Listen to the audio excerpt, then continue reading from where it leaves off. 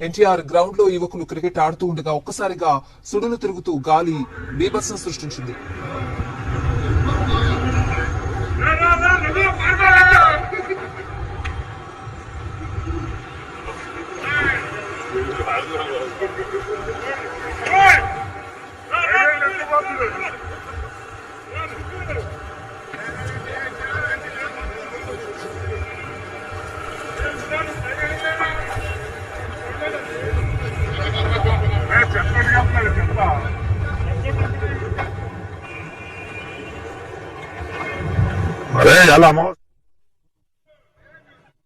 అనకాపల్లిలో సుడిగాలి బీభత్సం సృష్టించింది. ఎన్టీఆర్ గ్రామంలో సుడిగాలి వీచింది.